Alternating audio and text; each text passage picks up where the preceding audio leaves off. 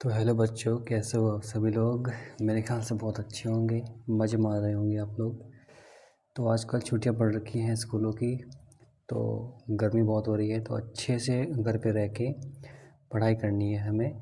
बहुत छोटी छोटी चीज़ें हैं जो हमें ध्यान रखनी है इस पढ़ाई में। तो सबसे पहले हम बात करेंगे आपके साइंस चैप्टर की, जो कि है भोजन के घटक। अगर कोई इंग्लिश मीडियम वाला बच्चा है तो वो भी इन्हीं यानी इसी वीडियो से अपनी पढ़ाई कर सकता है। अगर कोई हिंदी मीडियम वाला बच्चा है, कोई स्टेट एग्ज़ाम वाला बच्चा है, तो वो भी यहाँ से अपनी तैयारी कर सकता है क्लास 6 के लिए। कोई CBSE वाला है तो वो भी कर सकता है। ठीक है, तो देर न करते हुए स्टार्ट करते हैं। सबसे पहले हम बात करेंगे कि व्हाट इज़ अ फूड, कि खाना या फूड किसे कहते हैं। ठीक है, फूड क्या है अपने आप में। तो हम सभी जानते हैं कि food is any substance consume to provide nutrition support for an organism. ये तो हमारा हुआ इसका इंग्लिश मीडियम वालों के लिए। ऐसे ही अगर कोई हिंदी मीडियम वाला है तो उसके लिए भी यहाँ पर मैंने लिख दिया है अच्छे से, या इसी का ही मीनिंग नीचे दिया हुआ है। तो क्योंकि आपको मैं पढ़ाऊँगा तो मतलब भी आपको पूरा प्रॉपर समझ में आना चाहिए, तभी फ़ायदा है पढ़ने का भी। ठीक है, तो हम बात करेंगे आगे कि भोजन क्या है। तो भोजन वह पदार्थ है जिसका सेवन किसी जीव को पोषण संबंधी सहायता प्रदान करने के लिए किया जाता है। ठीक है, जैसे हम लोग भोजन करते हैं तो क्या होता है कि उससे हमें पोषक संबंधी सहायता मिलती है, पोषण संबंधी सहायता मिलती है, यानी भोजन करने के बाद ही हमें थोड़ा एनर्जी मिलती है, जिससे हम बाकी के काम भी अपने करते हैं। जैसे आप लोग पढ़ाई कर रहे हो तो पढ़ाई करने के साथ साथ पढ़ाई करने के लिए आपको एनर्जी की ज़रूरत है, तो आपने खाना पीना खा रखा है तभी आप लोग पढ़ाई कर रहे हो। तो ठीक है, तो फूड हमारे लिए बहुत इम्पोर्टेंट है। क्लियर है। तो अगर आगे बात करता हूँ मैं, इंग्रेडिएंट क्या होते हैं इसके बाद। फूड आइटम और substance that are combined to make a particular dish. मतलब इसका मतलब हुआ कि वह पदार्थ जिन्हें मिलाकर कोई व्यंजक बनाया जा सकता है उनको बोलते हैं इंग्रेडिएंट। इनको मैंने बहुत अच्छे तरीके से बता रखा है यहाँ पर बच्चों, बहुत अच्छे से पढ़ना है। जैसे मान लो कि हमें रोटी बनानी है, हमें क्या बनानी है, हमें रोटी बनानी है। तो रोटी बनाने के लिए आप तो ऐसे नहीं कि रोटी मार्केट में बने बनाए मिल जाएगी, आप वहाँ से ले आओगे उसको खा लोगे ऐसे। तो एकदम फ्रेश रोटी बनाने के लिए हम क्या करेंगे, सबसे पहले आटा लेंगे हम, आटे में हम पानी डालेंगे, पानी डाल के इसको गूँथ लेंगे, उसके बाद ही क्या बनेगी, रोटी बनेगी। तो ये मतलब रोटी के इसमें जो इंग्रेडिएंट होंगे वो होंगे आटा और वाटर। ये दोनों क्या है इसमें, ये हैं दोनों इसमें इंग्रेडिएंट। तो आपको पता होना चाहिए कि क्या होते हैं हमारे इंग्रेडिएंट। अगर मैं बात करूँ जैसे दाल की, बहुत आसान है ये भी। जैसे मुझे दाल बनानी है आज दोपहर में, चलो मेरा दाल चावल खाने का मन कर रहा है।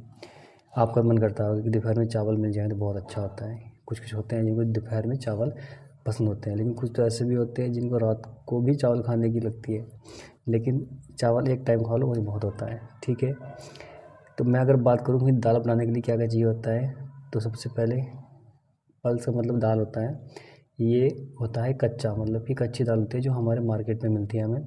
तो दाल बनाने के लिए हमें पल्स चाहिए होगी, वाटर चाहिए होगा, सॉल्ट चाहिए होगा, टर्मरिक चाहिए होगी, यानी ठीक है, चिली वगैरह जो मिर्च वगैरह हम डालते हैं ये सब उसमें चाहिए होगा, थोड़ा ऑयल चाहिए होगा, और भी बहुत सारी चीज़ें हैं, जीरा वगैरह जो भी इसमें डलता है। तो इन सभी को बोलेंगे हम इंग्रेडिएंट। क्या बोलेंगे इसको, इंग्रेडिएंट। मतलब कि जो हमें बनाना है वो डिश बनाने के लिए हम उसमें जो जो चीज़ों का इस्तेमाल कर रहे हैं, ठीक है, उसको बोलते हैं इंग्रेडिएंट। क्या बोलते हैं उसको, इंग्रेडिएंट।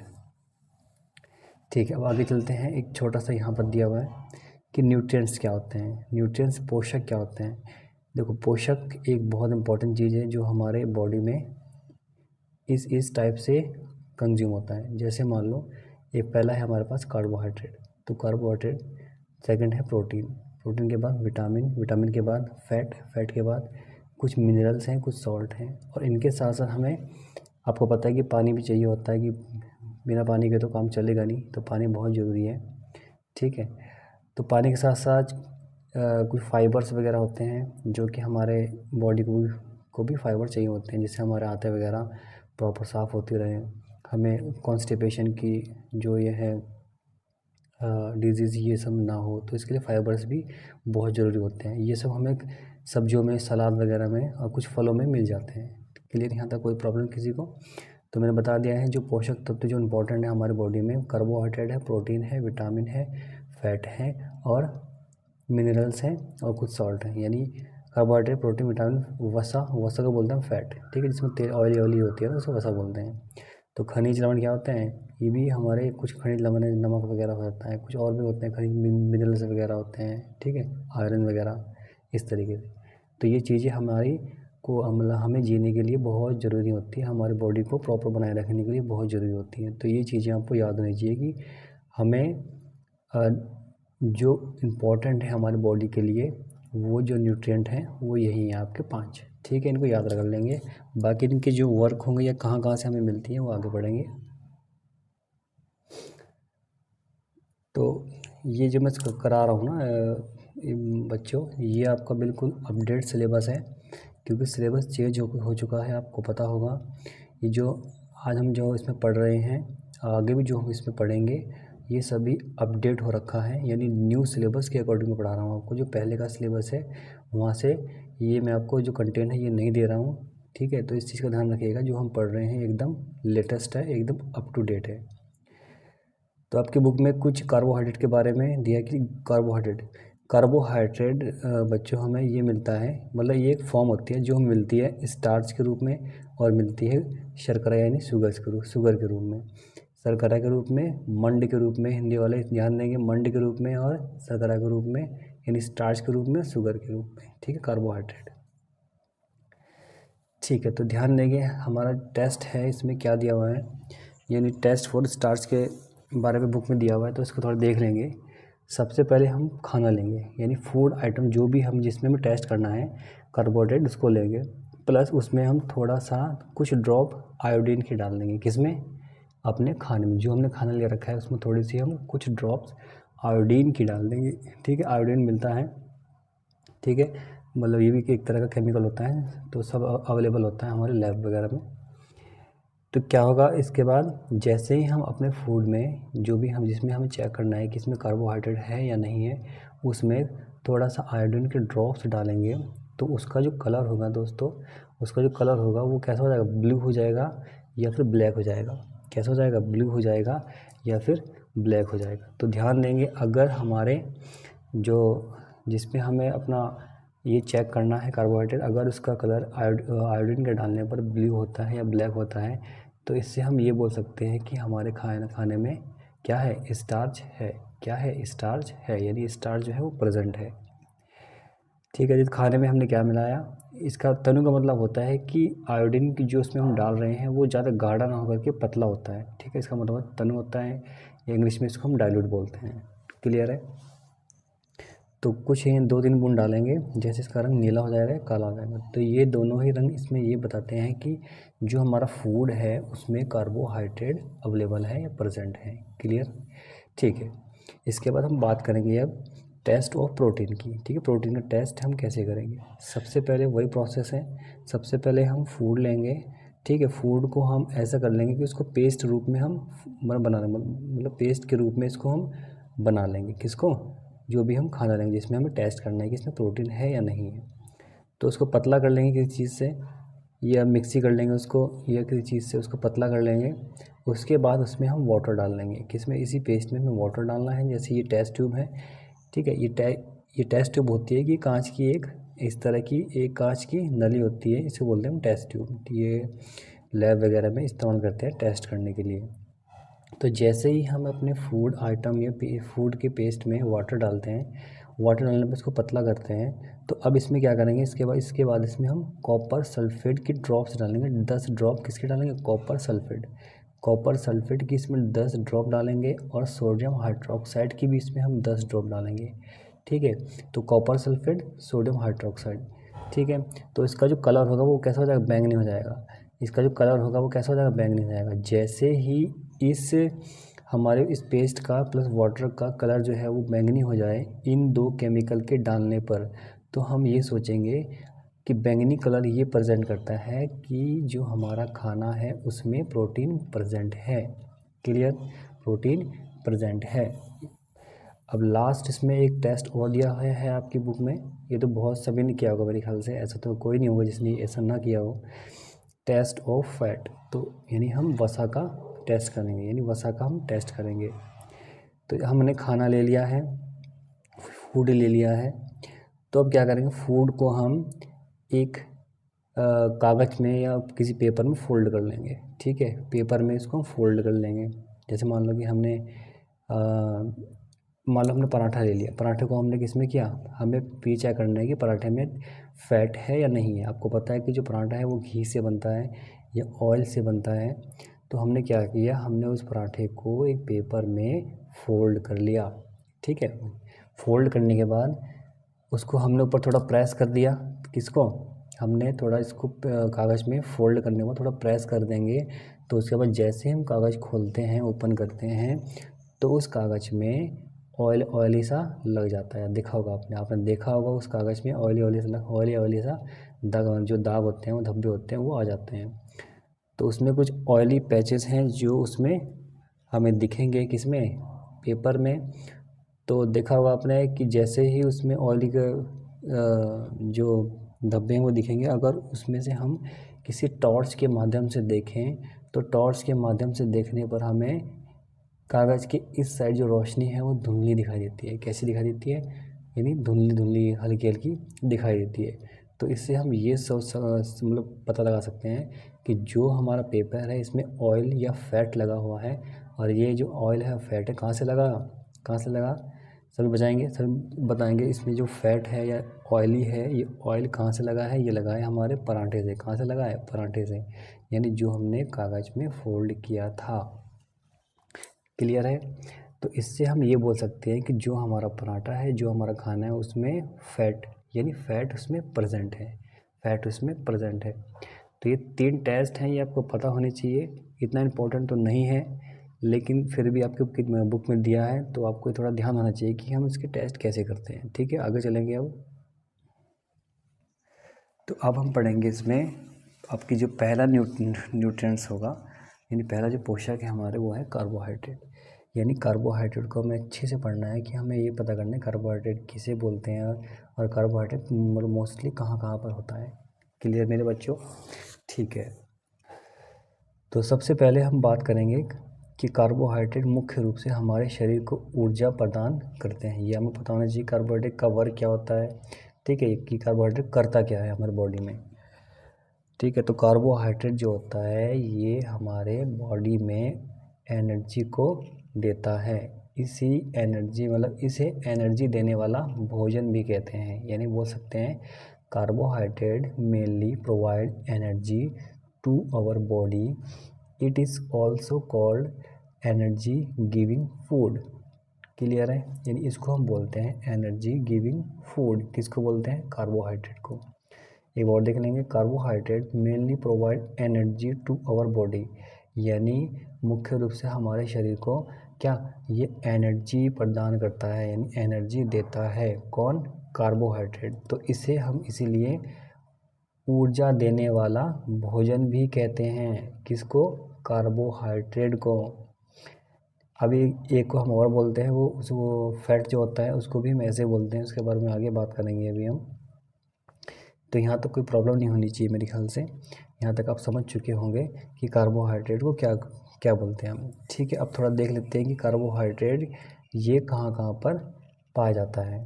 तो कार्बोहाइड्रेट के जो सोर्सेज होंगे, यानी सोर्सेज ऑफ कार्बोहाइड्रेट, फर्स्ट होता है आपका शकरकंद, जिसको बोलते हैं स्वीट पोटैटो। देखे नहीं आपने कि मार्केट में मिलती है, वो आलू की तरह होती है और टेढ़ी मेढ़ी से होती है, काफ़ी बड़ी बड़ी होती है वो। उसे उबाल के खाएं तो थोड़ी मीठी मीठी लगती है, जिसे गंजी गंजी बोलते हैं, किसी किसी मतलब कहीं गंजी भी बोलते हैं उसको। तो उसे शकरकंद बोलते हैं, और उसको इंग्लिश में हम स्वीट पोटैटो बोलते हैं। तो ये भी एक कार्बोहाइड्रेट का क्या है, एक स्रोत है। एक पोटैटो हुआ, आलू जो हम घर में यूज़ करते हैं। ठीक है, आज भी आलू बन रहा है, कल भी आलू बना था, परसों भी आलू बना था, कल भी आलू बनेगा। ठीक है, तो आलू उसमें क्या होता है, आलू में भी हमारा क्या होता है, कार्बोहाइड्रेट होता है। ऐसे गन्ना हुआ, पपीता हुआ, तरबूज हुआ, आम हुआ, मक्का हुआ, बाजरा हुआ, चावल हुआ, गेहूँ। ठीक है, तो ये बोल सकते हैं हम, यानी स्वीट पोटैटो, टमाटो, शुगरकेन, गन्ना, पपाया, पपीता, मेलन, तरबूज, मैंगो, आम, मेज मतलब मक्का, बाजरा, चावल और गेहूँ। ठीक है, और भी बहुत सारे हैं जिसमें आपका जो कार्बोहाइड्रेट है ये पाया जाता है। तो इनको नोट कर लेंगे, नोट करते हुए इन सबको याद भी करते चलना है हमें। ठीक है, साथ साथ याद करते चलिए, कोई प्रॉब्लम नहीं आएगी आपको बिल्कुल भी, सारे क्वेश्चन आपको यहीं से मिलेंगे। ठीक है, आगे चलेंगे। इसके बाद आगे देखते हैं फैट। फैट के बारे में थोड़ा पढ़ लेते हैं क्योंकि ये भी इम्पोर्टेंट है हमारे एग्ज़ाम की पॉइंट से। तो अब हम बात करेंगे फ़ैट के बारे में। तो दोस्तों ये बताइए कि फ़ैट क्या होता है। फ़ैट मतलब वसा जो होते हैं जिसमें ऑयल होता है। तो थोड़ा देख लेते हैं इसको। वसा भी हमारे शरीर में ऊर्जा देती है। यह कार्बोहाइड्रेट से अधिक ऊर्जा देती है यदि मात्रा समान हो। अब इससे क्या मतलब हुआ, जैसे मान लो कि हमारे पास क्या है, हमारे पास यहाँ पर ये कोई बॉक्स है या ये कोई ये छोटा सा डिब्बा है, दोनों समान हैं। ऐसा नहीं कि एक बड़ा है एक छोटा है, दोनों इक्वल हैं। तो अगर मैं एक में फैट रखूं और एक में कार्बोहाइड्रेट रखूं, दोनों की जो मात्रा है वो समान मात्रा में है। किस में है, समान मात्रा। मान लो कि 100 ग्राम इसमें है, 100 ग्राम यहाँ पर है, 100 ग्राम ही यहाँ पर है, दोनों सेम है।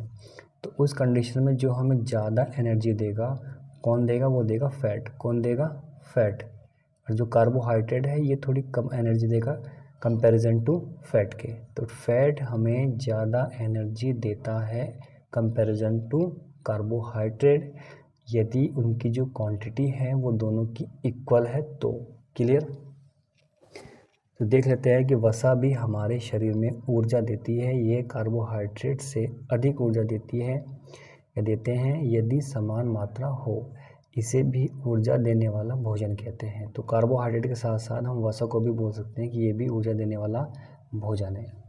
तो अगर मैं बात करूँ इसको हम क्या बोलेंगे, इंग्लिश में क्या बोल सकते हैं, तो fats also provide energy to our body. They provides more energy than carbohydrate. Clear है। यानी fat also provide energy to, यानी हमारे शरीर में क्या देता है, ये एनर्जी प्रोवाइड करता है। They provide more energy than carbohydrate, यानी हमारे बॉडी में कार्बोहाइड्रेट से ज़्यादा एनर्जी देता है कौन, fat. If the quantity is equal, यदि जो क्वांटिटी है वो इक्वल है तो। ठीक है। It is also called energy giving food. तो इसलिए इसको भी हम क्या बोलते हैं, यानी एनर्जी देने वाला फूड कहते हैं। क्लियर यहाँ तक, कोई प्रॉब्लम तो नहीं है। आगे चलें। ठीक है। तो पानी पूरी पीते रहा करो बीच बीच में पढ़ाई के दौरान। ऐसा नहीं कि हमें बिल्कुल भूख मतलब पानी पीना बहुत ज़रूरी होता है बच्चों। जब भी हमें पढ़ाई करनी होती है तो पानी की बोतल अपने पास रखा करो और बीच में पानी पीते रहा करो। चाहे मतलब थोड़ा थोड़ा पियो, लेकिन पीना चाहिए हमें पानी वगैरह। ठीक है। इससे क्या होती है, हमारी खुश्की नहीं होती है और थोड़ा जो हमारा कॉन्सेंट्रेट है वो भी एकदम अच्छा होता है एकदम पढ़ाई में। क्लियर है। यहाँ तो कोई प्रॉब्लम नहीं होनी चाहिए मेरे ख्याल से। अच्छे से बता रहा हूँ हर एक चीज़ आपको, इंग्लिश में भी और हिंदी में भी। आगे चलेंगे इसके बाद। चलो अब फटाफट देख लेते हैं कि हमारे जो सोर्सेस हैं फ़ैट के, यानी फ़ैट हमें कहाँ कहाँ से मिलता है। ठीक है। देखो अब बच्चों यहाँ पर ध्यान से देखना, जो हमें फ़ैट है, जो हमें वसा है, ये हमें दो जगह से मिलती है, यानी दो इसके जगह मिलने की। पहला होगा हम प्लांट से भी इसको, या प्लांट को हम पौधे बोल सकते हैं, पादप बोल सकते हैं, प्लांट को हम पादप भी बोलते हैं। तो जो इसमें हमारा प्लांट होगा यहाँ से भी हमें कुछ फैट्स मिलते हैं, और कुछ जंतु या एनिमल्स होते हैं यहाँ से भी हमें फ़ैट मिलते हैं। यानी दो है इसके माध्यम या दो इसके मीडियम है जहाँ से हमें फ़ैट मिलता है। पहला होगा प्लांट से, जितने भी पेड़ पौधे हैं उनसे भी हम मतलब क्या लेते हैं, फ़ैट लेते हैं। और कुछ जंतु से ही, ठीक है, जंतु वगैरह से भी हमें फ़ैट मिलता है। तो सबसे पहले प्लांट के लिए देख लेते हैं कि हमें पादपों से किस तरह से, कहाँ से हमें क्या मिलेगा, फ़ैट मिलेगा। तो पहले मैं बात करूँगा मूंगफली। तो मूंगफली में पता होगा आपको, मूंगफली का तेल भी बहुत फेमस होता है। कुछ लोग इसके पराठे वगैरह बना के खाते हैं, बोलते हैं कि बहुत हेल्दी होता है हमारे बॉडी के लिए। तो मूंगफली का तेल भी में क्या है, ये भी फ़ैट का एक अच्छा स्रोत है इन सोर्सेज है। बादाम है, बादाम को आप खाते होंगे दिमाग को तेज करने के लिए।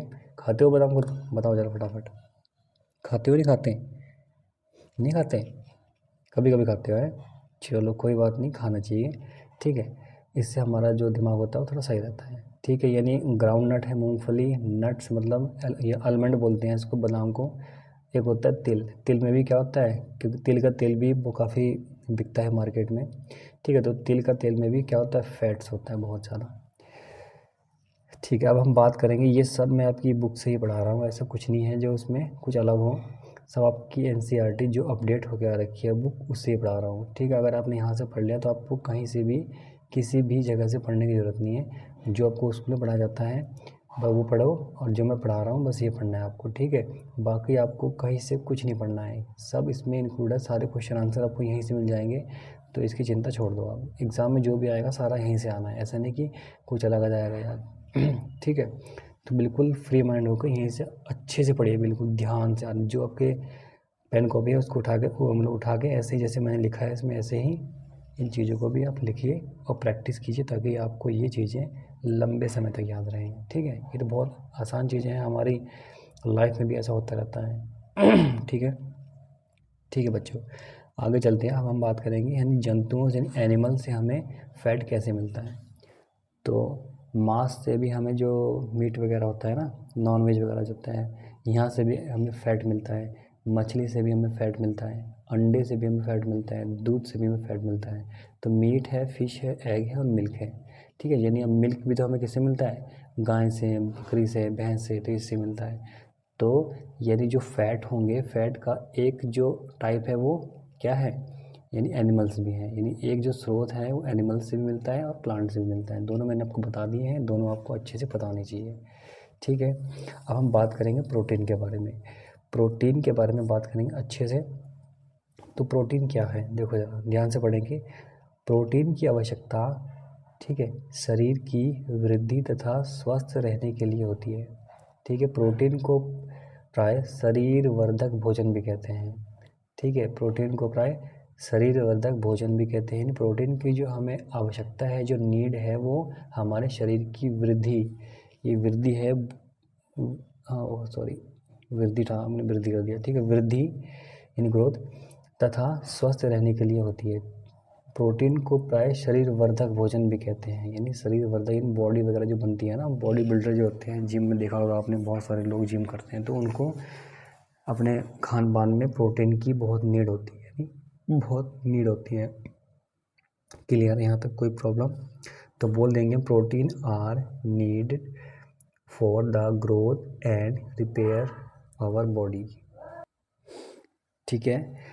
तो food protein are often called body building food, देखो जब नाम से पता लग रहा है कि जो प्रोटीन है वो बॉडी बिल्डिंग के लिए क्या है, बहुत ज़रूरी है, ठीक है। यानी जितने भी हमारे आसपास जिम हैं, वहाँ पर जो लोग जिम वगैरह बॉडी वगैरह बनाते हैं, तो उनमें उन खाने में एक प्रोटीन का बहुत इस्तेमाल करते हैं, ठीक है बच्चों, ठीक है। तो इस चीज़ को भी ध्यान रखेंगे आप लोग ठीक है। जो प्रोटीन है वो क्या है, एक शरीर वर्धक भोजन है, ठीक है। इसको साथ साथ नोट करते चलिएगा, ऐसा नहीं कि हम छोड़ते जाएंगे या, ठीक है, पढ़ना है। तो इन चीज़ों को अगर कॉपी में नोट करोगे तभी इसको रिवाइज करोगे आप, ठीक है, ये चीज़ें आपको तभी याद रहेंगी।